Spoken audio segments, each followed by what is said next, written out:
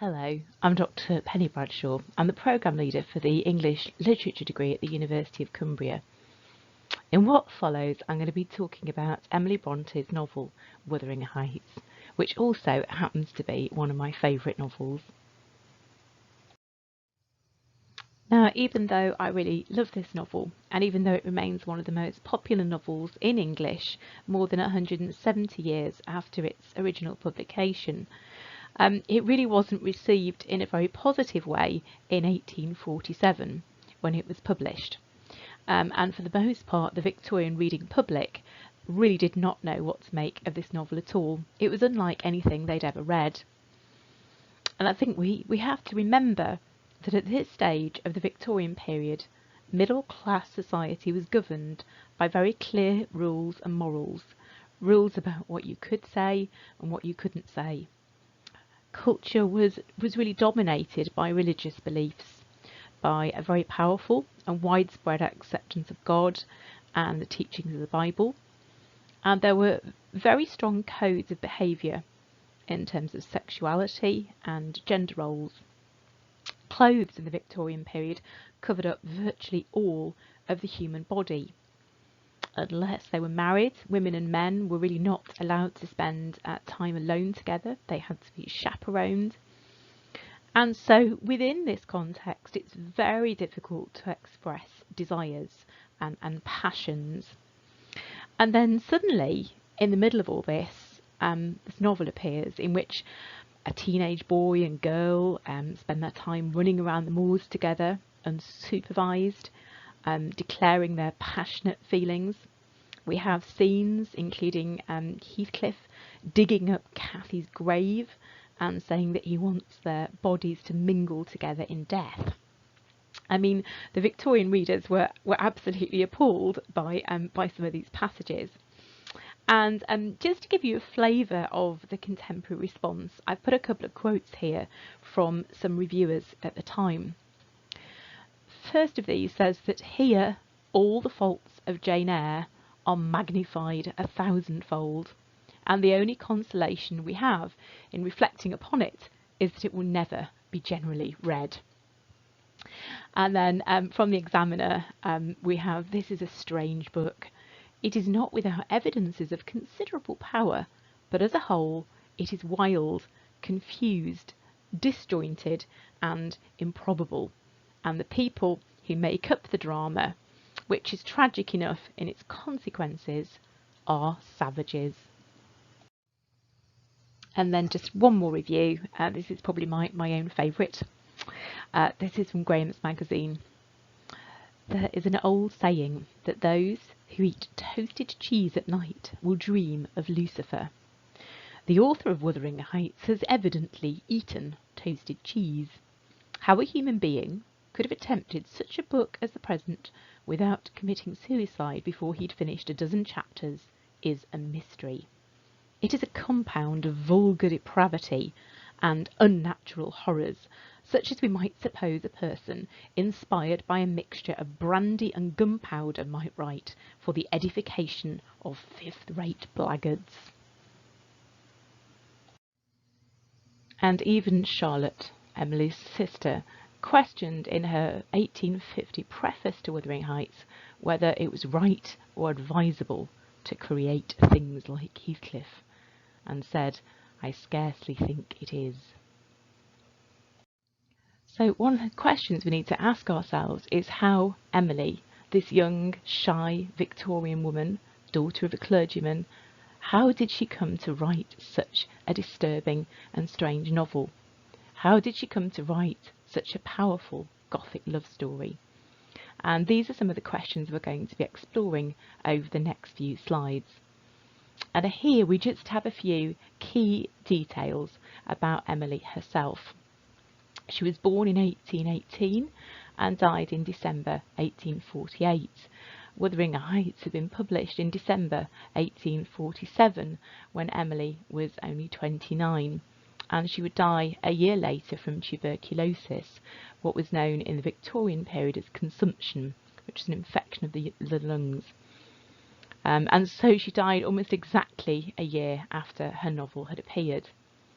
and her fame really does rest on this one novel and on a handful of poems. One of the things we know about Emily is that she led a very secluded life. She only left her home, the parsonage in Haworth, a handful of times during her life, and when she did leave, she tended to become very homesick. And we can really hear her love for this home in these lines that she wrote. There is a spot mid barren hills where winter howls and driving rain, but if the dreary tempest chills, there is a light that warms again. The house is old, the trees are bare, moonless above bends twilight's dome, but what on earth is half so dear, so longed for, as the hearth of home?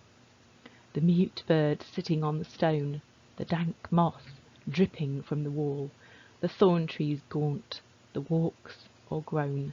I love them, how I love them all. And I think we can hear some echoes of Cathy in those lines, in that desperation to return to her home. So it really is this home and the landscape around it which is the primary point of inspiration for Emily in Wuthering Heights. One reason for the novel's power is its evocation of place. It's so vividly realised because Emily was drawing on real geographical landscapes. There's a powerful sense here of the moors she loved and roamed. This is a novel written by someone who knew a particular landscape intimately, and she projects her love of the place on to Cathy and Heathcliff. Emily often drew from nature. She drew pictures of things that she saw on her walks around the environs of Haworth. The left-hand picture here is a picture of a fir tree drawn from the moors, and the second is a picture of her own tame Merlin, who was called Hero. And really Emily's love of wild animals and natural landscapes is projected onto her characters in the novel. And this is one of the things that gives her handling of that material such power. But there is, though, also a much darker aspect to the influence of geographical landscapes and place on the novel. As we can see from this picture, the graveyard in Haworth is located just outside the parsonage garden. And in fact, the house overlooks the graveyard. It looks out on these piles of grim slabs. This detail is even more significant when we learn that in the first half of the 19th century, life expectancy in Haworth was 25. Funerals were regular occurrences. Graves were being opened and filled and opened and filled on a regular basis. At one point, this graveyard became so overfilled with bodies that the local water supply was poisoned. We have graves piled upon graves here. And alongside this presence of death, in close proximity to their life in the parsonage, there's also the fact that Emily's mother had died when she was very young, and she'd also had two sisters who had died. So she really did grow up in a pervading atmosphere of death. When we think about these details, it's then perhaps a little less surprising that this very young woman should write a passage like the following one. This is from chapter 29, and it's when Heathcliff describes going back to Cathy's grave. He's talking to Nellie at this point. I'll tell you what I did yesterday. I got the sexton, who was digging Linton's grave, to remove the earth off her coffin lid, and I opened it. I thought once I would have stayed there when I saw her face again. It is hers yet. He had hard work to stir me, but he said it would change if the air blew on it, and so I struck one side of the coffin loose and covered it up. Not Linton's side, damn him. I wish he'd been soldered in lead. And I bribed the sexton to pull it away when I'm laid there. and slide mine out too. I'll have it made so, and then by the time Linton gets to us, he'll not know which is which." "You are very wicked, Mr. Heathcliff," I exclaimed. "Were you not ashamed to disturb the dead?" "I disturbed nobody, Nelly," he replied, "and I gave some ease to myself. I shall be a great deal more comfortable now, and you'll have a better chance of keeping me underground when I get there." "Disturbed her? No, she's disturbed me night and day through 18 years, incessantly, remorselessly, till yesternight, and yesternight I was tranquil. I dreamt I was sleeping the last sleep by that sleeper, with my heart stopped and my cheek frozen against hers." It's a really quite extraordinary passage, and I think we do have to contextualise this within that biographical and geographical framework in which Emily was working. Alongside the influence of her local home and landscapes, Emily is also influenced by literary contexts. All of the Bronte siblings were avid readers, and in particular they were avid readers of romantic literature. Here we have one of the central romantic poets, William Wordsworth, and Emily takes a number of very important ideas from Wordsworth, particularly to do with nature. She absorbs the idea of the importance of the natural environment for humans, and she establishes this idea that there is a contrast between nature and culture or civilization, to put it another way. And we get that contrast in the novel through the opposition between Wuthering Heights, the place, and Thrushcross Grange. And really, Wordsworth himself here is inspired by an earlier writer, a French writer, a philosopher called Jean-Jacques Rousseau. And in the late 18th century, Rousseau very famously wrote, "Man is born free, but everywhere he is in chains." And William Wordsworth really picks up on this idea in his own poetry, and he advocates a life which is lived more freely, a life spent in close proximity to the natural world. And really what he's rejecting there is a life which conforms to the restrictions and the corruption of society. We see the influence of Wordsworth in the novel when Cathy finds herself imprisoned by social requirements, those things that were expected of the lady of Thrushcross Grange. And these pressures, of course, cause her to descend into a kind of madness. And we hear this in her famous cry from chapter 12. She says, "I wish I were out of doors. I wish I were a girl again, half savage and hardy and free. Why am I so changed?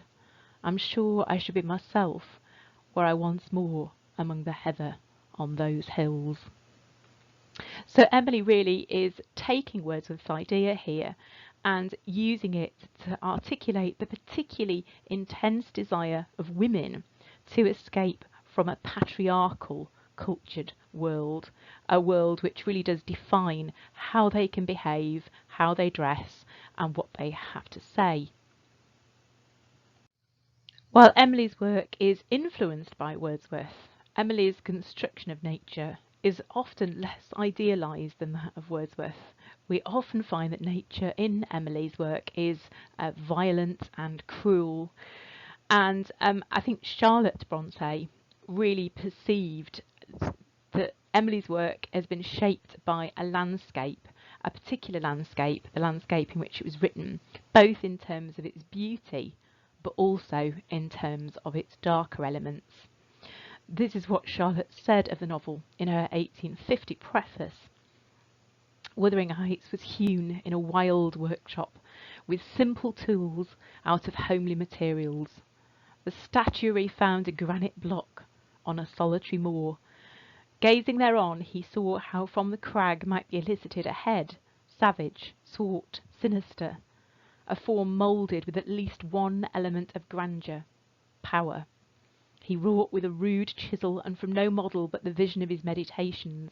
With time and labour the crag took human shape, and there it stands, colossal, dark and frowning, half statue, half rock, in the former sense terrible and goblin-like, in the latter almost beautiful, for its colouring is of mellow grey, and moorland moss clothes it, and heath, with its blooming bells and balmy fragrance, goes faithfully close to the giant's foot.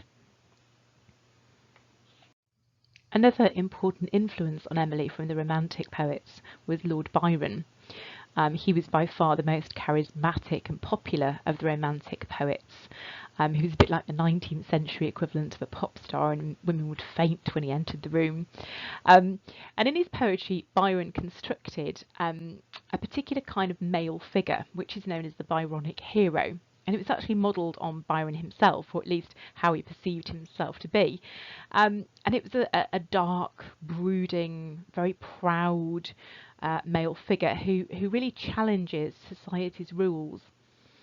And crucially, the Byronic hero often experiences a passionate love for another. And this passionate love becomes a kind of an obsession and a torture to the male figure. And Emily really loved Byron's poetry. She read it a great deal. And we find lots of these traits of the Byronic hero in Emily's own work. And one particular source of influence here is a poem by Byron called Manfred, which is a poem influenced by Byron's own incestuous relationship with his half-sister. And in Manfred, the hero exists in a state of kind of tortured unhappiness. He's lost the woman he loves, and he is begging her spirit to return to him. And there are many patterns and parallels between this poem and Wuthering Heights. Many of Heathcliff's important speeches in the novel actually echo those of Manfred, and they draw on the same ideas of pride and passionate love, but also really quite tortured love. A good example of this is from chapter 33, when Heathcliff says, "I have a single wish, and my whole being and faculties are yearning to attain it. They have yearned towards it so long and so unwaveringly that I am convinced it will be reached, and soon, because it has devoured my existence. I am swallowed in anticipation of its fulfilment. Hareton's aspect was the ghost of my immortal love, of my wild endeavours to hold my right, my degradation, my pride, my happiness, and my anguish." And there are lots of other patterns and parallels in the novel, and in particular towards the end of Heathcliff's life, because both Heathcliff and Manfred also deny any kind of religious authority. Manfred rejects the spirits who try and counsel him, and again Heathcliff, when he's describing his own death, says, "No sexton need come, nor need anything be said over me. I tell you, I have nearly attained my heaven, and that of others is altogether unvalued and uncoveted by me." Another really crucial parallel between Manfred and the story in Wuthering Heights, though, is that Manfred's dead love is his own half-sister. So there is an incestuous dimension to the relationship. And although Heathcliff and Cathy are not biological siblings, they are brought up as brother and sister, and many critics have pointed to an incestuous dimension to the relationship, and this has its roots in Byron. So the third important romantic literary influence on Emily Bronte's work is the Gothic novel. Now, this was the most dominant and important fictional genre in English in the late 18th century, but it really had gone out of fashion by the Victorian period and by the time Emily was writing. By this stage, morality and realism were valued over the kind of extreme emotion and high drama of Gothic writing. But there is a clear influence from the Gothic novel on Wuthering Heights. There's a particularly clear influence at the level of plot and themes. So we are dealing with the same kind of material here, topics around death, love, power, oppression, madness, ghostly hauntings, violence, cruelty. These elements are all staples of the Gothic novel. But the point is really here, though, that in drawing on these in the middle of the 19th century, Emily is going against the grain. She's going against the dominant fashion for the realist novel. So the question is why? And one response to that really is that the Gothic novel allows writers to explore forbidden things. That might mean things like passions, anger, rebellion, sexuality, things that are forbidden and which you can't then really explore and express within the confines of the realist novel. It's worth noting that women writers were particularly drawn to the Gothic from an early stage. Indeed, the most famous and widely read Gothic novelist of the late 18th century is Anne Radcliffe. Her novel, The Mysteries of Udolpho, was the most popular novel of its day. So women writers are particularly drawn to the Gothic, and again, this might beg the question, why is that the case? And one possible explanation here is the fact that the Gothic novel, the Gothic genre, is essentially a form of fantasy writing. And Sigmund Freud, the father of modern psychoanalysis, has interesting things to say about fantasy. He says a happy person never fantasizes, only an unsatisfied one. The motive forces of fantasies are unsatisfied wishes, and every single fantasy is the fulfillment of a wish, a correction of a dissatisfying reality. It's a really interesting idea. It doesn't mean that these kinds of texts always have happy ever after endings, because they might explore this dissatisfaction in other ways, perhaps through violence or anger. But if we think about the central fantasy element of Wuthering Heights, the return of the ghostly Cathy to Wuthering Heights itself, this can be read as a kind of wish fulfillment. And to think about it in those terms, we need to consider another pressure on Emily's writing, and this is the social context in which Emily was born. Although Wuthering Heights is an unusual Victorian novel, it still needs to be seen as shaped by the conventions and the pressures of the age. And in particular, Emily addresses here the increasingly restrictive rules about gender roles and the expectations which were placed on women. Emily finds these oppressive because she herself was very unusual. Within Victorian culture, women were supposed to be submissive, docile. They were supposed to be the angel of the house. But Emily was rebellious. She was independent and strong-willed. And I've put a couple of quotations here from people who knew her well. The first of these is from her French tutor, who said that she should have been a man, a great navigator. Her powerful reason would have deduced new spheres of discovery from the knowledge of the old, and her strong, imperious will would never have been daunted by opposition or difficulty, never have given way, but with life.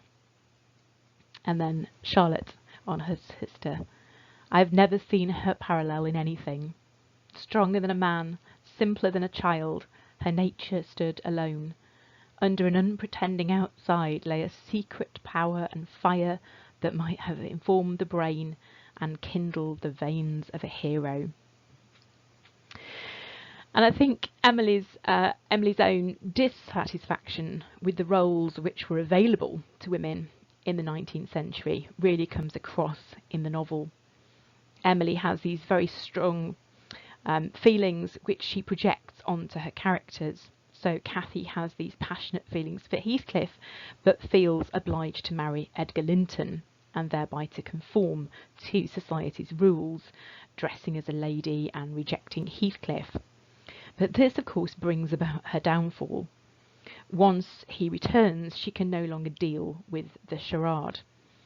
So she starves herself, she locks herself in her room, She is, of course, pregnant at this point, and critics have read her descent into madness and a sort of anorexia, a self-starvation, as a rejection of the female body and female roles.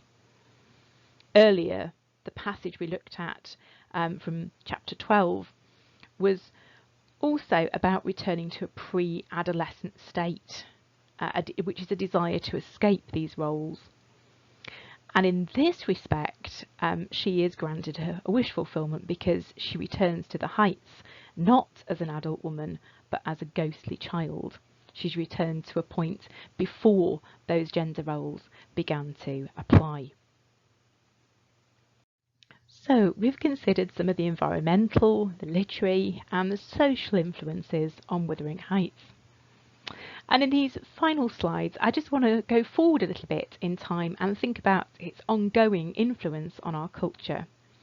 And as we can see from this, the prophecy which we encountered at the beginning from one of the contemporary reviewers who said it would never be read, has of course not been at all true.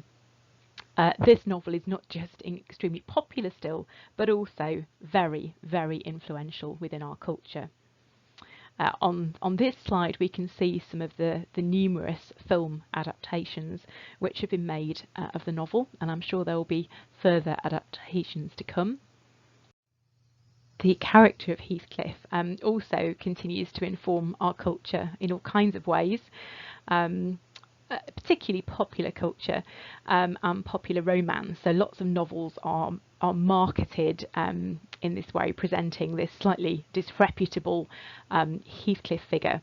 He's become a sort of staple of Mills and Boon and other romance publishers, and we also see this kind of figure emerging in characters like Poldark.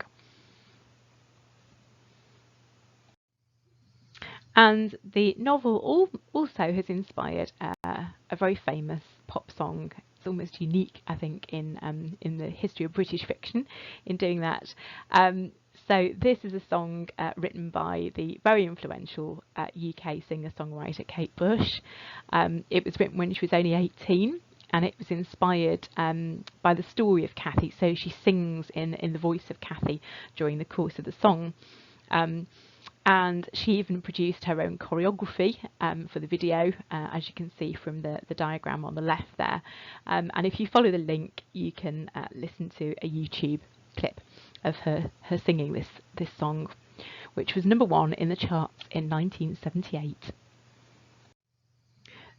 Finally then, we might just think about the reasons for this lasting influence on our culture, and also why the novel continues to be read and to be so popular amongst contemporary readers. And I think one answer to that is its strangeness, its very, very strange power. It really is unlike anything else in literature at this point in time. And it's really Emily's blending of realistic and Gothic elements which helps to create that power. So we get a very vividly realised, known landscape overlaid by this Gothic imaginary. At the end of the novel, the story returns to the slightly pompous voice of our narrator, Lockwood. But the reader, by the time they reach this end point, is really set up to question his perspectives. And so what happens at the end of the novel is that we read through Lockwood's words to find an alternative meaning. At the end of the novel, after all the clues have been planted, Heathcliff's death, the experience at the window with the ghostly child, the boy seeing the man and woman on the moors, after all of these clues, we really cannot accept the final lines of the novel that are given to us by Lockwood. He says, "Having just visited the graves, I lingered around them under that benign sky, watched the moths fluttering among the heath and harebells, listened to the soft wind breathing through the grass, and wondered how anyone could ever imagine unquiet slumbers for the sleepers in that quiet earth." It's a really brilliant ending. It's one of the best endings in English literature because it's an affirmation of closure which completely resists closure, because ultimately we, the reader, don't believe it. What the novel leaves us believing is that Cathy's ghost has returned to the Heights to be reunited with Heathcliff. So it's an ending that isn't an ending. So I hope you've enjoyed exploring Wuthering Heights with me. As I said at the beginning, I'm the programme leader for the BA English Literature programme at the University of Cumbria. The programme is taught at our beautiful Ambleside campus. If you'd like to find out any more about our literature programme, you can visit our webpage and the link is given on this slide, or please do feel free to email me with any questions you might have, and I'll be very happy to try and answer them by email. And you can also follow us on Twitter at Cumbria English. Thank you very much for joining me on this journey.